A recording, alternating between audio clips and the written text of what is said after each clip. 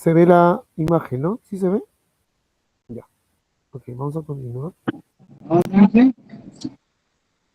Estamos viendo acá. ¿Lo hemos visto? Bien. Estamos viendo el riñón como glándula. Vamos a ver entonces, chicos, cómo se produce esta proyectina y cuál es su función igual de cada uno de ellos, ¿ya? Vamos a hacerlo. Entonces, miren, todo comienza de la siguiente manera. Por favor, escuchen lo que les voy a decir porque les voy a preguntar en el examen y ustedes tienen que narrarme igual parecido a ello, ¿no?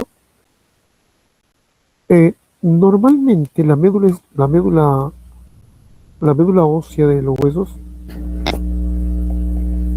sea huesos largos, cortos o planos, cualquiera de ellos, la función más importante de la médula ósea es producir glóbulos rojos, ¿no?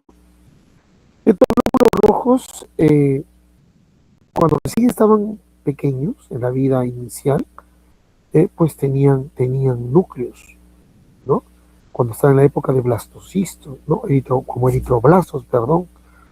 Luego fueron reticulocitos, normocitos, después ya finalmente se convierten en eritrocitos, y cuando ya están en forma de luego reticulocitos, cuando ya están en forma de reticulocitos, ya salen a la sangre, ¿no? Ya salen a la sangre, y en forma de eritrocitos, por supuesto, no están, muy pocos son ya reticulocitos, del 1 al 3% son solamente reticulocitos que encontramos en la sangre, pero la mayoría de ellos ya son células adultas que salen a la sangre. No pueden salir blastos, por lo caso. Si salieran blastos, se supone que hay un problema grave en la médula, ¿no? No pueden salir ellos. Entonces, los que cumplen su función van a ser los glóbulos rojos ya formados, los llamados eritrocitos. Debido a que estos eritrocitos no tienen núcleo, ¿eh? Te dije que en la parte inicial, cuando recién se formaban, sí tenían núcleo, ¿no? Tenían núcleo. Por supuesto que sí tenían núcleo. Pero cuando ya abandonan la médula ósea, se van sin núcleo. Entonces, estos glóbulos rojos son en realidad como si fueran, se acordarán seguro ustedes cuando iban a la playa, cuando iban a la piscina, han llevado pues su salvavidas, ¿no? Que tienen ese redondito, ¿no? Su flotador redondo, ¿no? A veces en la parte media, algunos llevan sus llantas, pues, ¿no? Pero bueno, pero ahora ya creo que no hay muchas llantas, no he visto muchas, más he visto flotadores que venden, ¿no? Muchos de esos flotadores tienen un plástico en la parte del medio, digo, para meter los pies nada más, ¿no? Y alrededor está pues inflado, ¿no? Ahí, ¿no? Los glóbulos rojos se parecen a ellos, pero sin el hueco al medio, ¿no? Cerrado, en su parte media como una membrana por el medio, ¿no? Y tienen así una forma discoidea, como un disco largo, igual que un flotador, ¿no? Sino que en vez de que esté hueco por el medio, está cerrado, ¿no? Es cerrado como si fuera un plástico que lo ponen ahí al medio, ¿no? Y la forma que tienen estos glóbulos rojos en forma de un disco hace que tengan una característica llamada bicóncava, o sea, cóncava en la parte del centro por ambos lados, ¿no? Que se parecen de verdad a estos flotadores, o se parecen a los picarones, ¿no? Unos picarones, así son los glóbulos rojos. Esta arquitectura de la membrana celular del glóbulo rojo son proteínas importantes sintetizadas por el retículo endoplasmático rugoso y sus ribosomas, ordenado por su ARN mensajero y ARN de transferencia,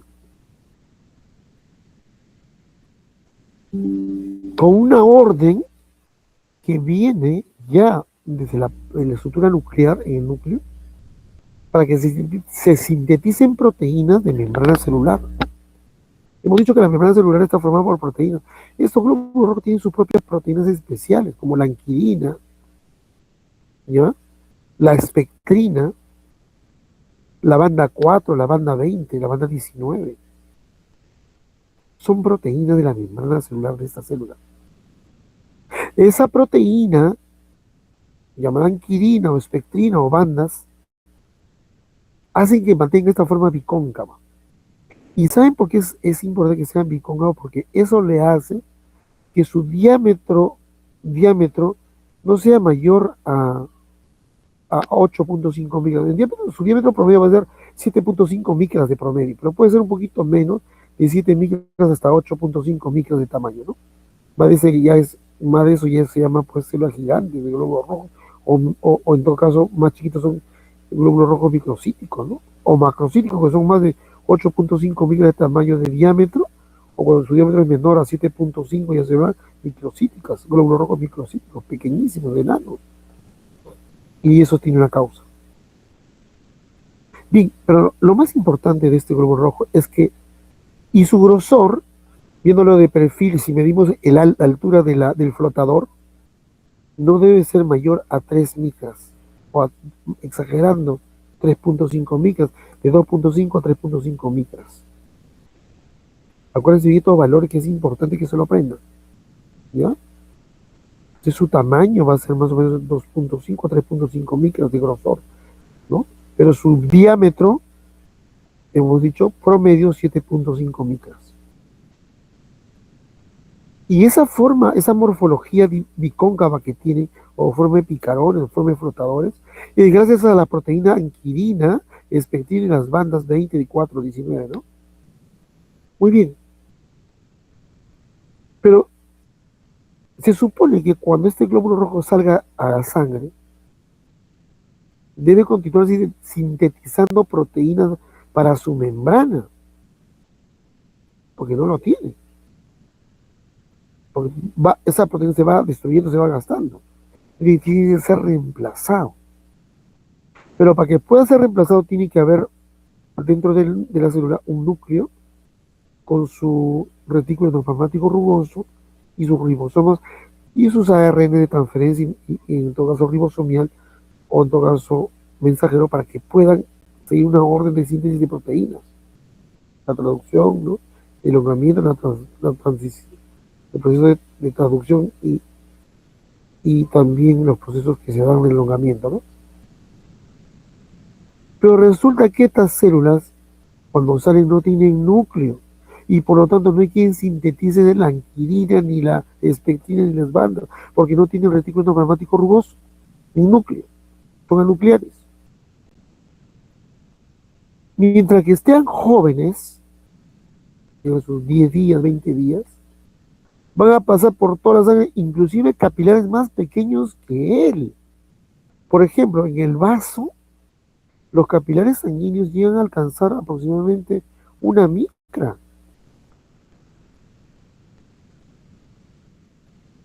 ¿Se dan cuenta de esto, no? 1 micra. Yo le he dicho que su grosor, ¿cuánto es? Mínimo 2.5, máximo 3.5 micras.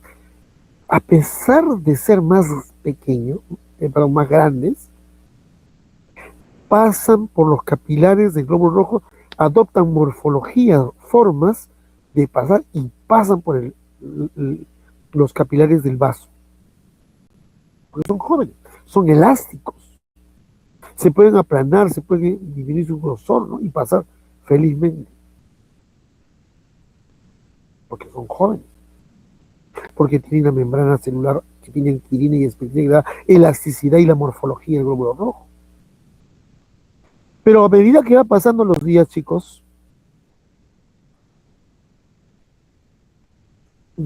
la proteína de la membrana se va destruyendo y no existe mecanismo cómo mejorarlo. Entonces, cuando los glóbulos rojos ya viejitos cumplen sus más o menos sus 120 días, algunos 90 días, ¿no? 90 y 120 días, es el tiempo de duración de la vida del glóbulo rojo. ¿Qué ocurre? La anquilina se gastó, ya no existe anquilina, y no hay cómo reemplazar porque no tiene núcleo, no tiene ribosomas en ese momento, como está en la sangre. No hay espectrina que le da elasticidad tampoco. Entonces, cuando estos glóbulos rojos nuevamente se dan la vuelta, regresan nuevamente al vaso, por intentar pasar los capilares de una mica que tiene el vaso, estos glóbulos rojos no resisten y se mueren cuando son viejos. No lo pueden pasar. Entonces hay una destrucción masiva de glóbulos rojos. El cuerpo se queda con menos cantidad de glóbulos rojos. Y al quedarse con menos cantidad de glóbulos rojos, ¿quién va a captar el oxígeno para que lo lleve a todos los tejidos? No va a haber. En ese momento se va a producir una pequeña hipoxia. ¿Qué significa hipoxia? Disminución de la oxigenación a los tejidos. ¿Y saben quién es la célula? ¿Dónde está el órgano más sensible? Es el riñón. El riñón es el órgano más sensible y tiene dentro de su estructura celular unas células llamadas células yuxtamedulares que se van a encargar de identificar que hay una deficiencia de oxígeno. Y en respuesta a la hipoxia, entonces lo que produce esto se llama hipoxia. Entonces, en respuesta a la hipoxia, el riñón, estas células de la yuxtamedulares van a empezar a sintetizar una proteína llamada eritropoyetina. ¿Y la eritropoyetina qué va a hacer? Va a irse por toda la sangre y cuando llega a la médula ósea, estimulará a la célula madre de la serie roja para que se produzca nuevos glóbulos rojos y nos duren nuevamente unos 90 y 120 días otra vez.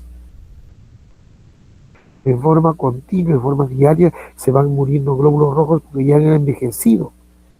Ya no son elásticos porque la anquilina que tenían ya no está completamente, se ha metabolizado.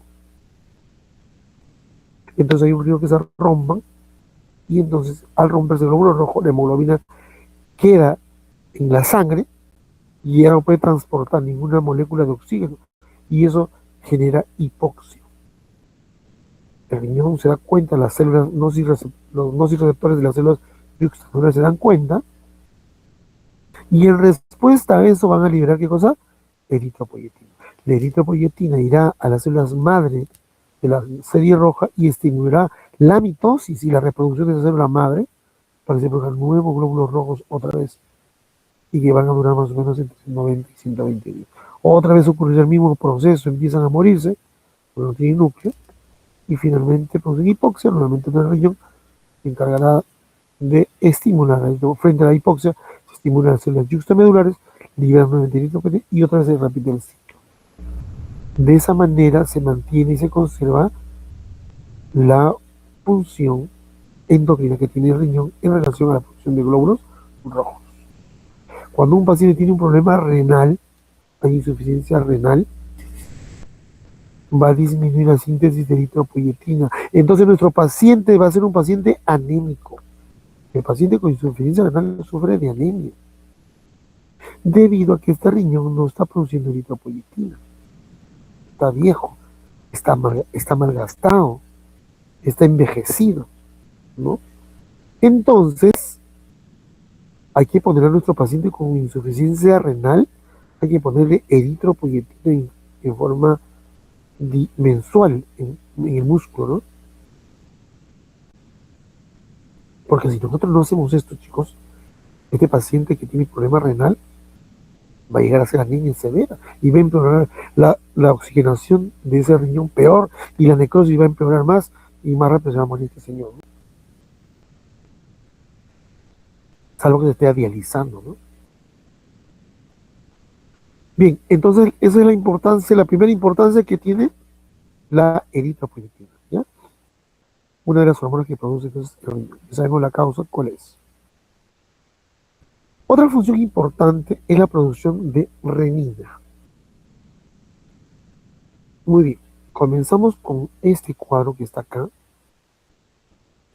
Cuando la presión arterial empieza a disminuir en la sangre, ya sea por una falla cardíaca, es decir, el músculo cardíaco, el ventrículo izquierdo no está enviando sangre adecuadamente, o en todo caso, hubo una hemorragia severa que hace caer el volumen sanguíneo, el volumen plasmático, y que eso produce caída de la presión arterial también, ¿no? O un paciente que entra en una depresión hídrica, es decir, pérdida de agua, o un paciente que entra en una diarrea, pues esas diarreas continuas, ¿no? En la época del cólera, pues el paciente perdía en una sola deposición, pues 1 litro, 2 litros de deposiciones, ¿no? Y hasta ni color tenía, ni el color ese amarillo, la cercovirina que da el color amarillo a las heces, ya no tenía ni siquiera ese color, porque ya todo se había perdido. Solamente se secaba como agüitas de arroz, ¿no? blanco. Cuando ustedes lavan el arroz para, para echarlo a la olla, antes de echarlo a la olla, pues sale medio blanco el arroz, el agua del arroz, ¿no? Así era la deposición del paciente, porque ya no tenía ni siquiera pigmentos para poder teñirlo, porque tanta diarrea que tenía. Entonces, una deshidratación, que se llama depresión, es lo mismo, todos ellos van a disminuir la presión arterial a un paciente que empieza a vomitar. Vómitos continuos lleva a la deshidratación y por lo tanto lleva a una caída de la presión arterial. Entonces, cuando la presión arterial cae, también el riñón también tiene otros receptores acá en el interior, que también son las células yuxtamedulares. Estas células del riñón, en respuesta, que son captadas por los nociceptores, ¿verdad?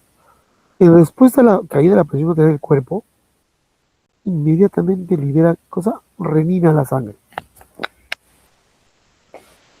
Esta renina liberada en la sangre, ¿qué hace?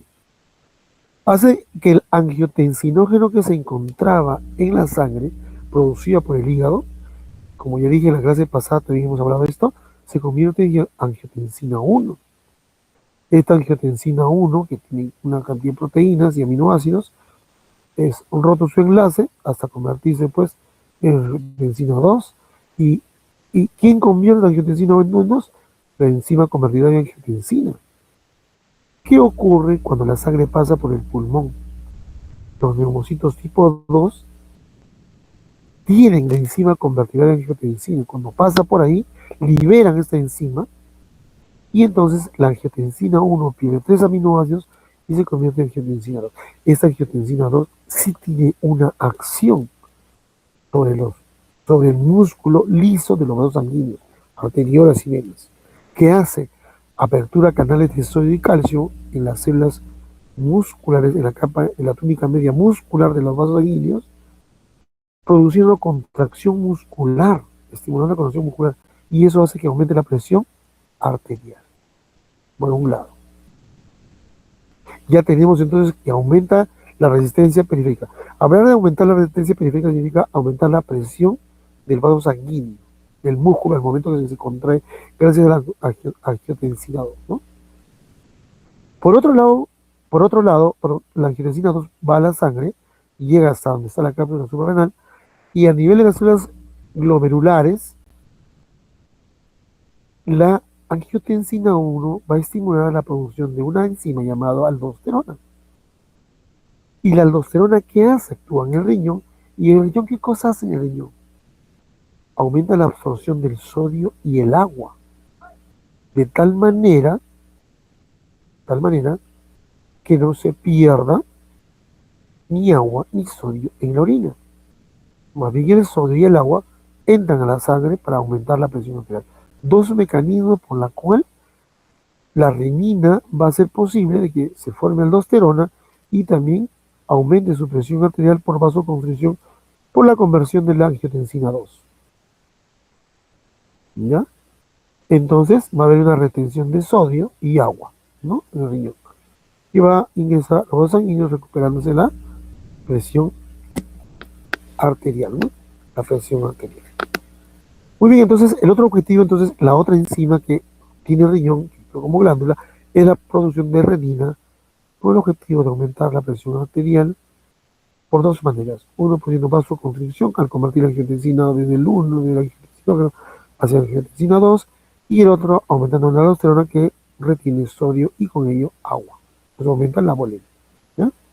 Dos acciones importantes entonces hasta ahí de dos hormonas, ¿no? Una tercera hormona es la prostaglandina.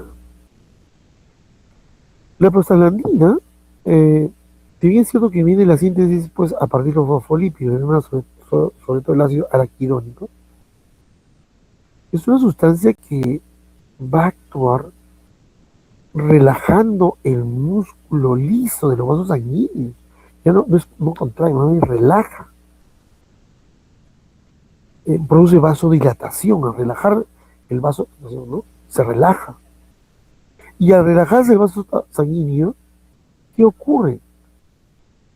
Mejora el paso de los glóbulos rojos de la sangre al lugar, para migrar hacia cualquier lugar de alguna zona donde existan microorganismos para atacarlo. Entonces la vasodilatación aumenta la permeabilidad de los tejidos tanto a los glóbulos blancos como también a las sustancias que están ahí. Muchas veces, pues por aumentar ¿cómo se llama?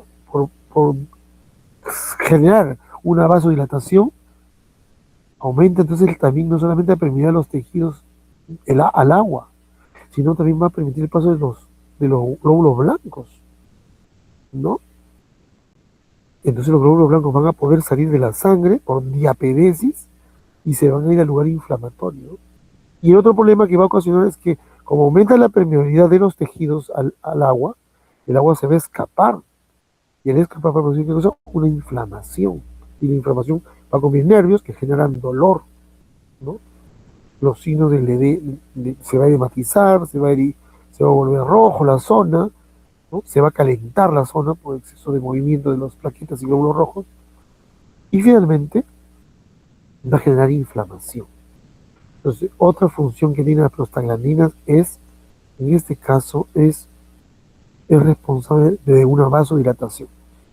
Pero esta vasodilatación, chicos, también es muy importante para el riñón, porque al aumentar la permeabilidad, aumentar la vasodilatación en las arterias renales, aumenta el flujo sanguíneo.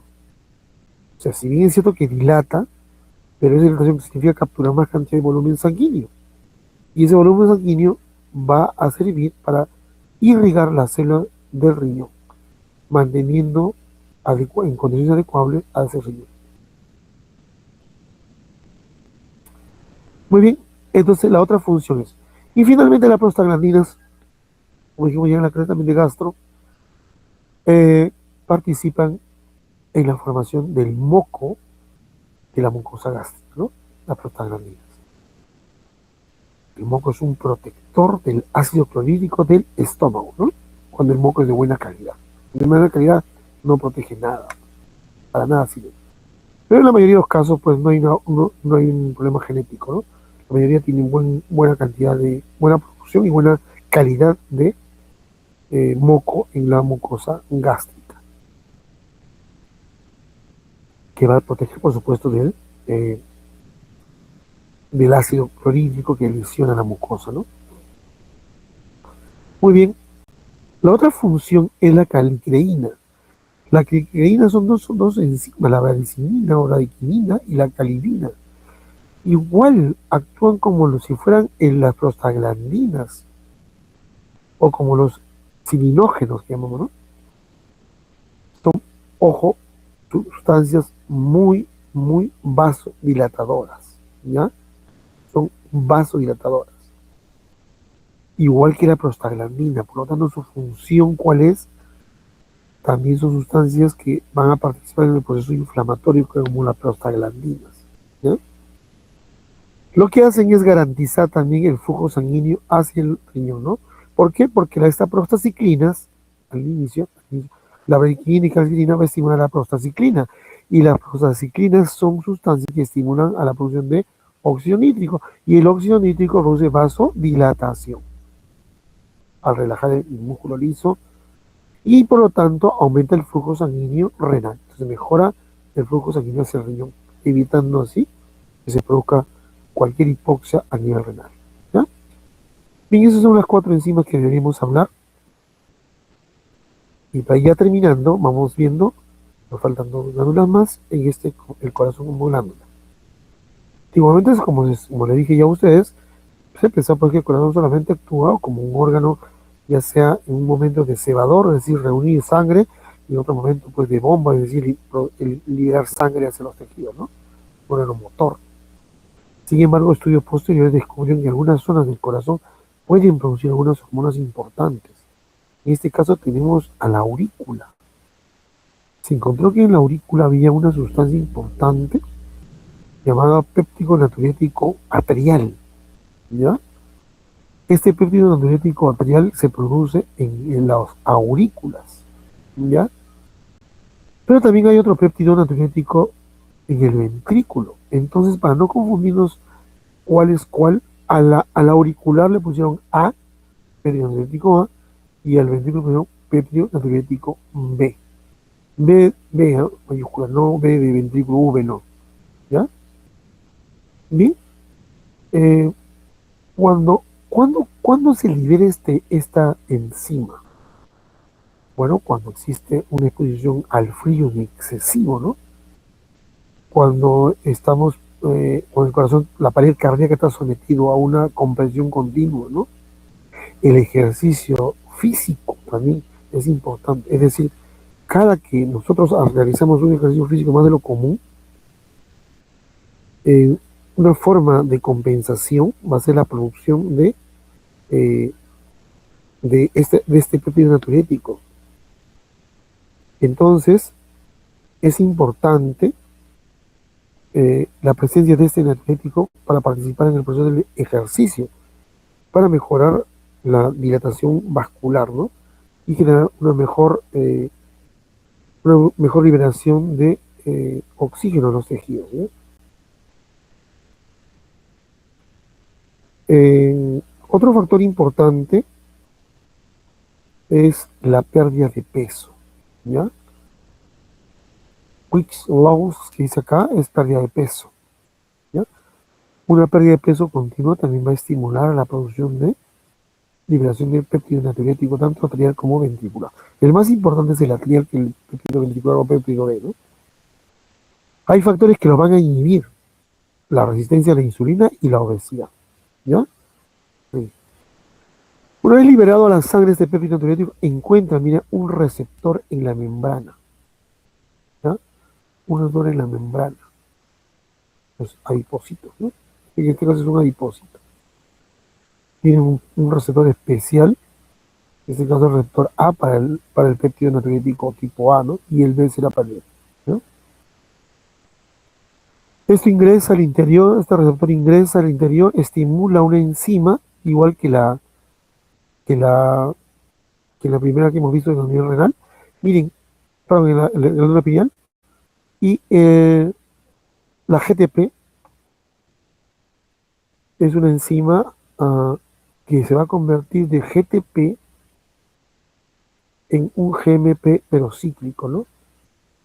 Es en realidad una molécula, o sea, la enzima que se va a activar en la subunidad beta que tiene este péptido natriurético, va a convertir entonces al GTP en GMP cíclico, el GMP cíclico. ¿Ya? ¿Quedó claro hasta ahí? Entonces lo que hace ahí es la conversión, ¿no?, de una molécula eh, molécula llamado también molécula energética, ¿no? Esta molécula. Se trata pues del guanosin trifosfato, ¿no? ¿Ya? Trifosfato, y esto sería un guanosin, el ciclo guanosin monofosfato, ¿no? ¿Ya? Guanosin monofosfato. Bien, no se olviden que eso indica que hay una pérdida de energía, ¿no? Se va a gastar.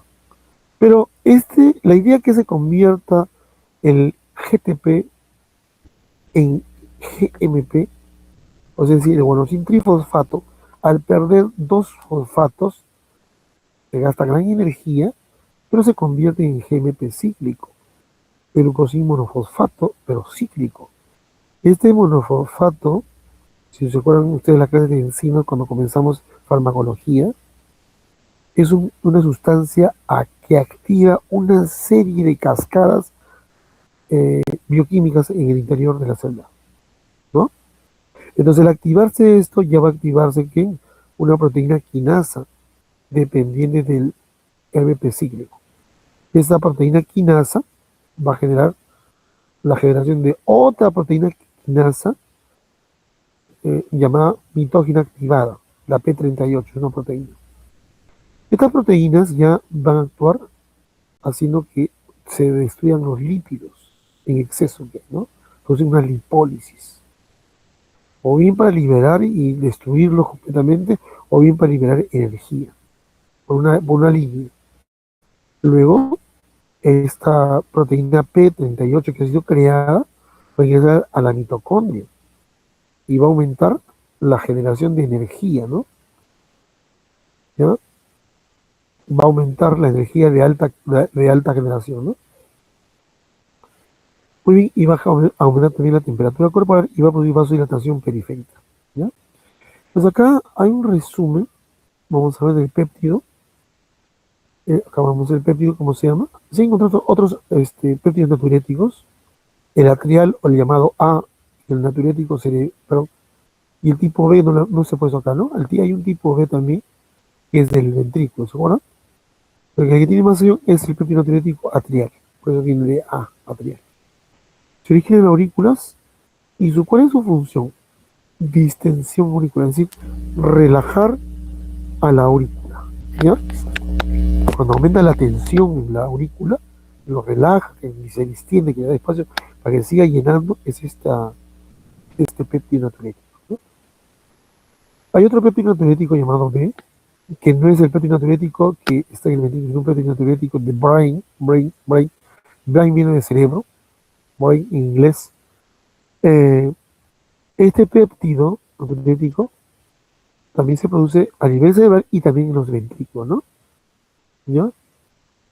¿Cuándo se produce? Cuando hay una sobrecarga en la presión o cuando aumenta el volumen ventricular. ¿Qué hace este péptido natriurético cerebral?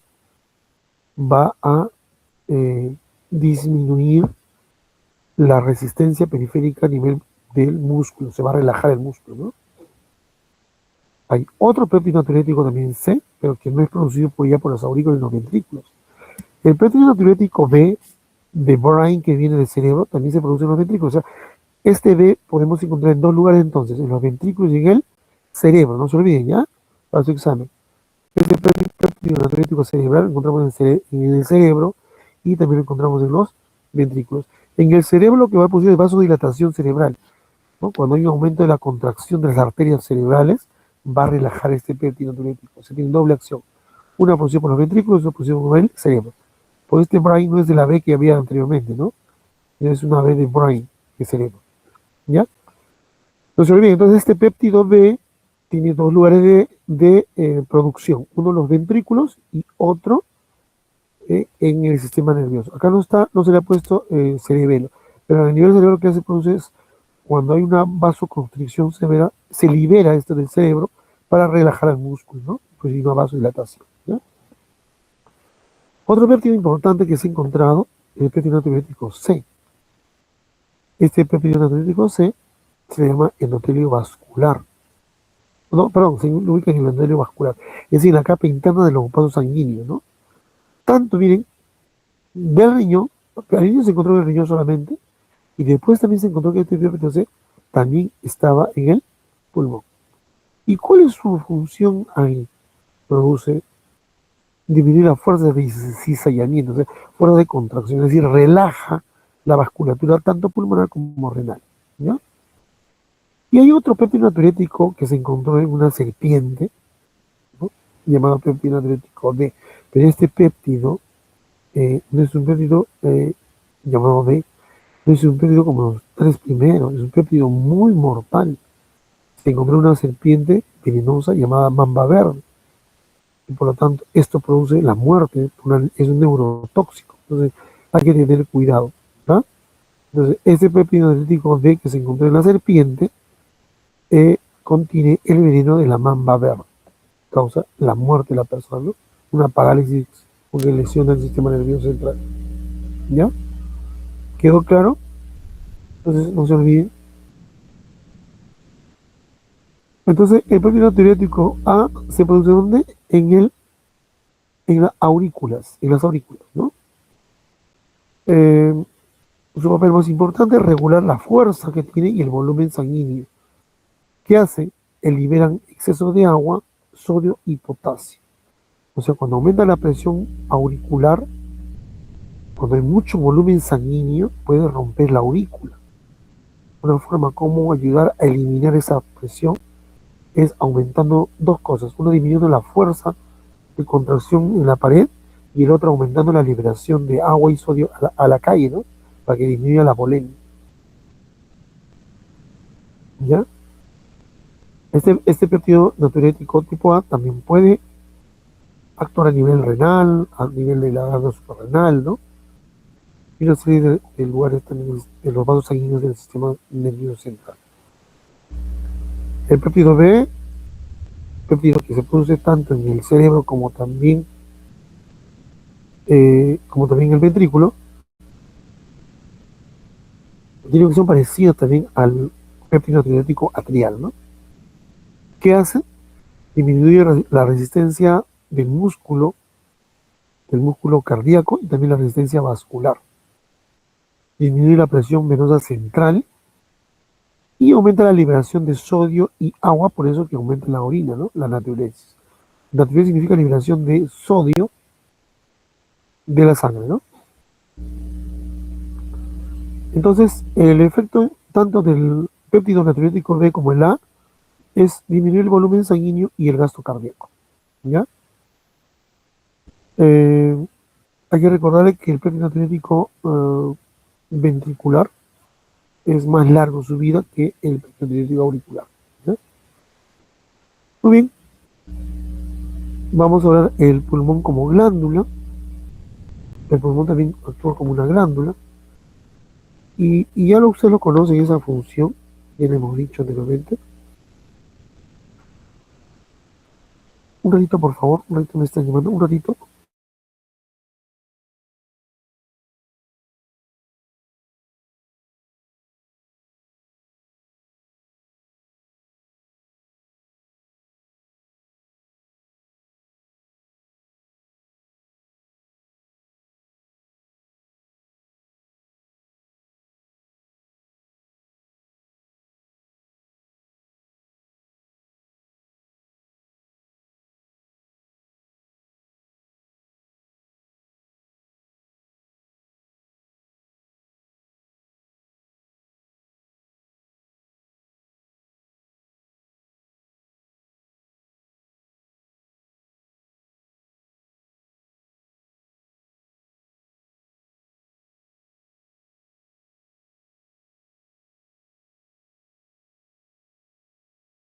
Bien, seguimos, chicos.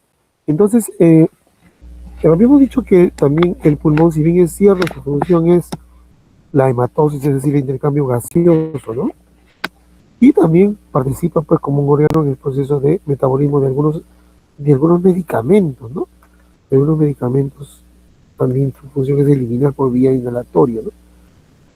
Bien, pero sin embargo, aparte de esas funciones que le corresponde, que se conoce muy bien, también actúa como una glándula, ¿no? Vamos a ver qué sintetiza.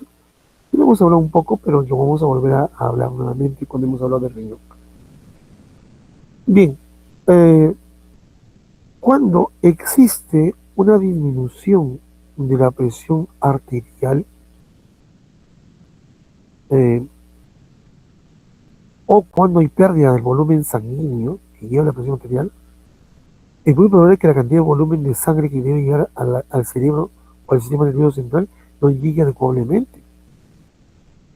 Entonces, en ese momento se va a producir una serie de intervenciones importantes. Dentro de ellas, hemos dicho, eh, va a ocasionarse liberación de una serie de sustancias inhibitorias, pues de estimulantes que van a corresponder pues a, como sea, a levantar esa presión arterial. ¿Ya? Bien, entonces, cuando disminuye la presión arterial, hemos dicho, en las células justamedulares del riñón, acá comienza el gráfico, acá, van a liberar renina. Esta renina va a hacer el angiotensinógeno que producía el hígado se convierte en angiotensina 1. Y esta angiotensina 1 que va a pasar por la sangre a nivel pulmonar, aquí está la idea de la hormona, la enzima convertirá en angiotensina, que es una hormona en realidad, va a transformar, le va a quitar aminoácidos a la angiotensina 1 y lo que va a hacer, ¿qué cosa? Es generar angiotensina 2. La angiotensina 2, a su vez, ¿qué hace? Produce vasoconstricción, ¿no? Va a producir vasoconstricción. Y por otro lado, esta, esta, esta, eh, esta enzima, o angiotensina 2, en otras palabras, va a actuar a nivel del hipotálamo y va a actuar a nivel de la corteza suprarrenal. No se olviden que la angiotensina 2 está actuando siempre, siempre va a actuar en el riñón, y su función, aparte de actuar sobre los vasos sanguíneos, aumentando la presión arterial, va a ser en las células de la región glomerular. Y ahí va a estimular la producción de cosas de aldosterona, ¿no? ¿Ya? Pero el pulmón, cuando hablamos como órgano, estamos hablando de una enzima combinada de angiotensina. Por eso le llaman una función especial. Entonces, ya esta que se convirtió en angiotensina 2, la angiotensina 2 va a actuar a nivel renal, a la altura de las células glomerulares, para que se produzca aldosterona. ¿La aldosterona qué hace? Aumenta la absorción de sodio, aumenta la absorción de potasio, aumenta la absorción de sodio y reabsorbe el agua también incluso, aumentando la volemia de sangre, o sea, aumentando el volumen de sangre, de agua en la sangre, ¿no? Por un lado. Por otro lado, la angiotensina 2 va a actuar en el hipotálamo. El hipotálamo se va a estimular y va a darse cuenta que necesita de células nociceptoras cuando cae la presión arterial. Y en respuesta a esta angiotensina, se va a aumentar el mecanismo de la sed, ¿no? Y esta sed hace que la persona quiera beber agua, con ello aumentará el volumen sanguíneo también, ¿ya? Eso es todo de pulmón, ¿eh? No hay más. El pulmón lo que hace es aumentar la enzima convertidora de angiotensina, nada más. Va a convertir la angiotensina 1 en 2, que es la que va a tener que trabajar, ya sea en la glándula suprarrenal, a nivel cerebral, inclusive yendo a generar aldosterona para la absorción de sodio y el agua para aumentar la presión arterial, ¿ya? Eso nada más en cuanto al pulmón. Y terminamos con endotelio glandular o endotelio vascular. Como les decía antes, el endotelio es la capa más interna, la más íntima de los vasos sanguíneos que se encuentra en contacto con la sangre. El endotelio tenemos tanto en las arterias como en las venas, ¿no?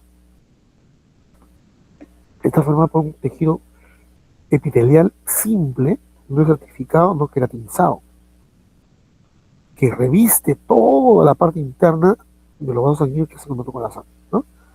Desde el endotelio. Acá estamos viendo, mírenme, esta capa delgadita que estamos viendo acá, este es el endotelio, la capa más profunda, ¿no? Este es un ejemplo de una arteria, sus arteriolas, su capa externa, con su lámina propia, ¿no? La capa muscular, ¿no? Las membranas basales, y acá tenemos la capa más profunda que es el endotelio. Este es el endotelio vascular, ¿ya? La parte más íntima, interna, que está en contacto con la sangre. Y esta membrana viene desde el endocardio, por si acaso, que invade los vasos sanguíneos, porque el endocardio también tiene células epiteliales planas no estratificadas, no queratinizadas, ¿no? La parte interna del endocardio está revitalizado por ese tipo de células que continúan su recorrido hacia los vasos. Estas células que están acá, que se veían antes como una especie solamente de una membrana que envuelve a los vasos profundos, en realidad posiblemente estudios hechos por ella se encontraron que no era sencillamente así, producen una serie de sustancias importantes. Entonces, para resumirlos, para no agotarlos, les he dividido en dos grupos. El endotelio vascular puede producir dos tipos de sustancias fisiológicas importantes. Las sustancias llamadas vasodilatadoras, ya que relajan el músculo vascular, o sea, quiere decir que la sustancia que ingresa acá no solamente se queda en el endotelio, sino se va hasta la sangre, y de la sangre alcanza al músculo tanto de las venas como de las arterias, ¿no? Igual que los vasos constrictores. Entonces, dos grupos importantes: las sustancias vasodilatadoras y las sustancias vasoconstrictoras. Hay una que relajan, que dilatan los vasos, y otra que disminuye el calibre de los vasos, los cierran, ¿no? Entre las vasodilatadoras que se producen en el endotelio vascular tenemos al óxido nítrico, a la prostaciclina, a la atropina, sustancia P, la histamina, incluso la hormona adrenocorticotrópica también se produce en esto. Ojo que hay más cosas que producen esto. Por ejemplo, el péptido natriurético también igual. También se produce también factor de necrosis tumoral, tromboxano, ¿no? Factor de von Willebrand, que ves para la coagulación, bueno, etcétera, un montón de cosas. Pero lo más importante, reunir solamente a los vasodilatadoras, o sea, que van a regular. ¿Qué hacen estas sustancias en realidad vasodilatadoras y vasoconstrictoras? Regulan el capilar. Es decir, cuando está muy contraído lo abren los vasodilatadores y cuando está muy abierto se activan las vasoconstrictoras, de tal manera que se mantenga el vaso sanguíneo adecuable llevando sangre a los tejidos, ¿no? No evitar que esto se altere, ¿no? Y mientras que las sustancias vasodilatadoras o vasoconstrictoras tenemos al tromboxano A2, a la angiotensina 2, que hemos visto, miren, la angiotensina 2 también se produce en el endotelio vascular, igual que se convierte por la angiotensina, perdón, por el enzima complementaria de angiotensina 2, ¿no? En 2, ¿no? También acá se produce solo en el endotelio, ¿no? Tenemos endotelinas que son vasoconstrictoras, tromboxano A2 y angiotensina 2. ¿Ya? En dos grupos lo hemos dividido. Aquí estamos viendo, miren, la actividad que tienen en realidad los endotelios. Vamos a ver en orden por acá. Producción de sustancias vasoactivas, o sea, vasoconstrictoras. ¿Cuáles son? Ya les he dicho, a ver, ¿cuáles son? Angiotensina, endotelinas, ¿no? Son vasoactivas. Ojo, también tienen sustancias que inhiben la agregación plaquetaria. Es decir, evitan que una plaqueta se pegue contra la otra plaqueta. Por eso han sido factores de inhibición plaquetaria. ¿Ya? ¿Qué más se produce en el endotelio? Hay transducción de las fuerzas mecánicas, es decir, reabsorben la fuerza de contención que cada glóbulo rojo va pasando o plaqueta va pasando, genera una carga de energía. Eso se va a descargar en la membrana endotelial, de tal manera que no se aumente la tensión en esta zona, ¿no? ¿Qué más? Permite la adhesión, es decir, que pasen por esta zona los células polimorfonucleares y los mononucleares cuando hay un proceso infeccioso. A eso llamamos diapedesis, ¿no? O sea, de aquí sale hasta la calle, ¿no? Pasando por el medio, ¿no? A ese proceso se llama diapedesis. Y eso también participa el endotelio vascular. Brinda una superficie antitrombótica, es decir, que evita que se adhieran las células entre ellas, de tal manera que no se forme ni un trombo, ¿no? Donde están íntegras el endotelio, no se van a formar trombos, pero cuando el endotelio empieza a llenarse de grasa, de lípidos, empieza a destruirse, se inflama esta zona, inmediatamente se van a adherir, van a formar coágulos, ¿no? O trombos, y que pueden causar la muerte más tarde, ¿no? O puede ser un disturbio cerebrovascular, ¿no? Un evento cerebrovascular. Entonces tiene una superficie antitrombótica, pero profibrinolítica, es decir, si hay una hemorragia por ahí, inmediatamente va a responder liberando sustancias de coagulación. Dentro de ellos, el factor de von Willebrand, por ejemplo, ¿no? Una de ellas, ¿no? Son de las 12 factores que se encargan de coagulación. Hemos dicho también, permiten la migración, hemos dicho de células mononucleares y polimorfonucleares, ¿no? Primero la adherencia y luego la migración. Aumentan su permeabilidad, es decir, cuando se relaja el músculo y la célula, crean acá un espacio huecos acá para que los líquidos puedan pasar del intravascular hacia afuera, al extravascular, ¿no? Con eso pasan sustancias también hacia los demás tejidos que necesitan. En caso de fractura, de lesión, ¿no?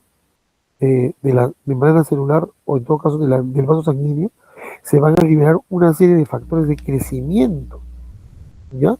Factores de crecimiento significa que factores que van a mejorar la cicatrización rápida del vaso sanguíneo, va a reconstruir el vaso sanguíneo rápidamente, ¿no? Eso se llama factores de crecimiento y migración. A nivel del músculo, también van a actuar relajando, este músculo está acá, el músculo liso, relajando o contrayéndolo, dependiendo. En los casos de hipertensión, van a tratar de relajarlo, ¿no? Liberando óxido nítrico, para eso liberaría óxido nítrico. Y en caso de disminución de la presión, van a liberar endotelinas que van a aumentar la contracción muscular, ¿no? En el vaso sanguíneo para mejorar la presión, ¿ya? Una sustancia importante es la producción del óxido nítrico. ¿ya?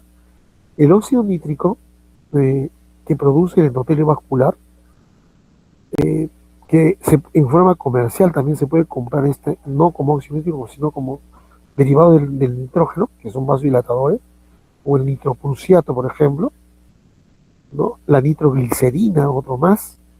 ¿Qué más tenemos? A ver, hay unas medicinas que se colocan debajo de la lengua, ¿no? ¿Cómo se llama? Se colocan debajo de la lengua. Mm, ¿Cómo se llama? A ver, ya le dije la ¿Cuál, receta. doctor? ¿El captopril? No. Vasodilatador, que sea un vasodilatador. El captopril es un antihipertensivo. Cuando hay infarto agudo del corazón, ¿qué se coloca? A ver, sublingual. Isorbide. El isorbide más tarde se va a convertir en óxido nítrico y va a relajar el músculo el músculo o los capilares del corazón, ¿no? Las coronarias van a relajar. Por eso hay infarto, para que pueda pasar la sangre. Bueno, vamos a ver cómo se sintetiza el óxido nítrico y para ello necesitamos tomar el aminoácido arginina.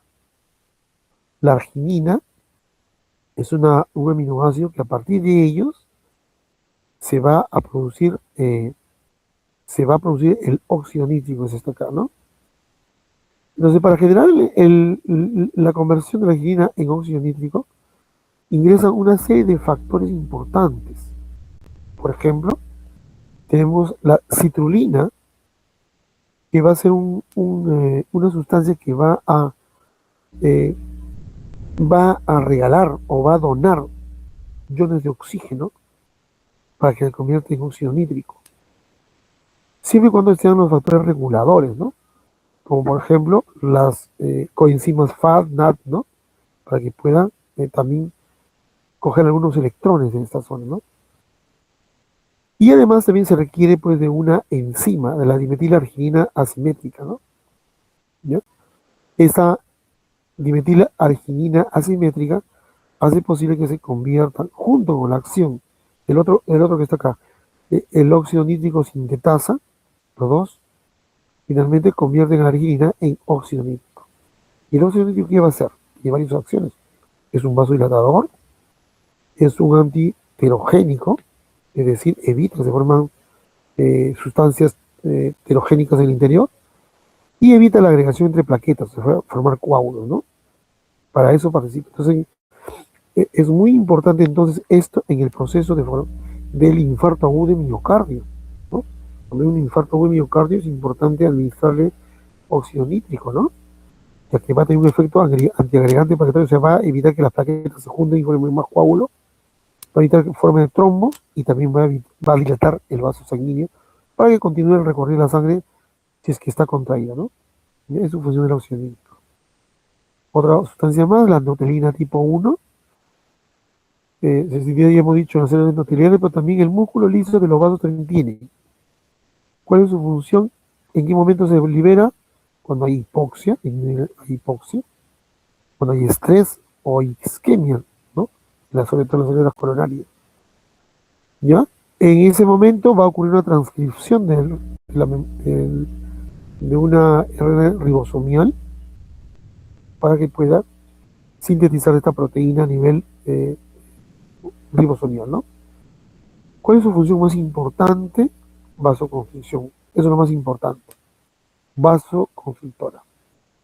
Cierra el vaso sanguíneo, ¿no? Cuando ha caído la presión arterial, mejora la presión arterial en esa zona para que irrigue bien el corazón, ¿no? También va a estimular, cuando si hay lesión de las células musculares del corazón, o también de los vasos sanguíneos, va a recuperar, así que se cicatrice más rápido, que se elongue más grande, ¿no? O más rápido en todo caso, recuperando la estructura biológica de la célula, ¿ya? Va a estimular la producción de fibroblastos para la cicatrización de un vaso cuando se rompe, cuando hay un sangrado, y va a participar también en el proceso inflamatorio, ¿ya? Acá tiene un receptor en la membrana celular, la endotelina, se llama receptor ligado a proteína G. Se estimula este receptor ligado a proteína G. Este proteína G va a aumentar una enzima llamada fosfolipasa.